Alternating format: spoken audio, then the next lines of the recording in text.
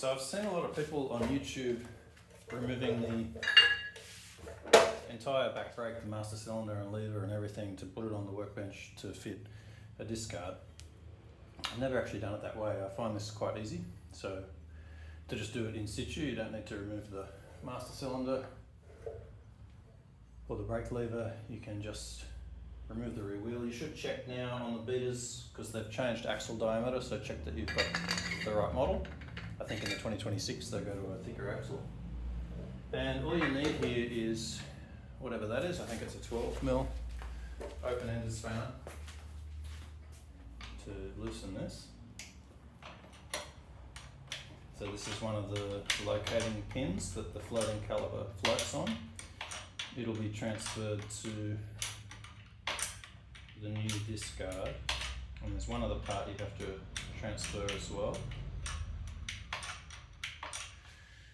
And you just have to slide that back to remove it, as you can see. And this is the floating caliper, and this is the locating pin that's removable. There's another locating pin as well, which stays with the oh, maybe we have to remove it as well. Anyway, let's see.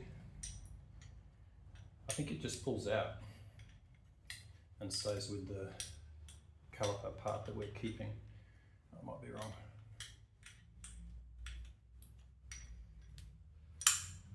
There we go. Okay, so that location pin stays there, but there is this rubber seal. So there's a couple of parts. There's this rubber seal we need to take out. Transfer to the new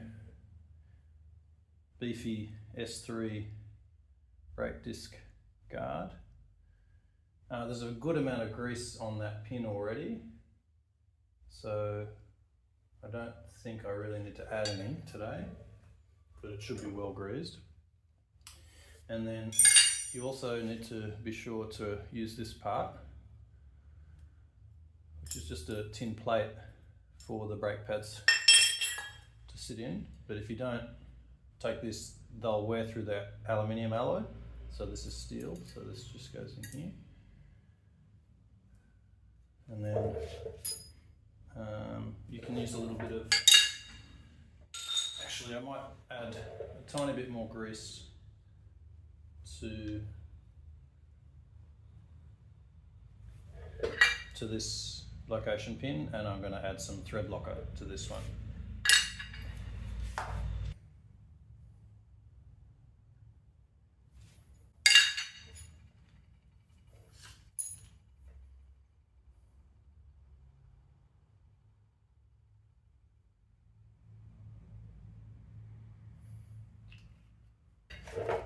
Okay, so and you have to get that pin located, and then get the ends of these brake pads, both the brake pads slotting in, and then get this one started. A little bit fiddly, but not too bad.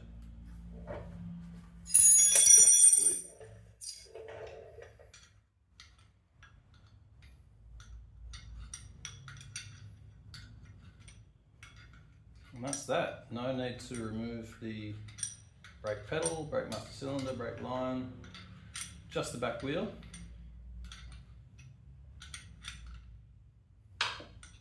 I'm just going to slot that back in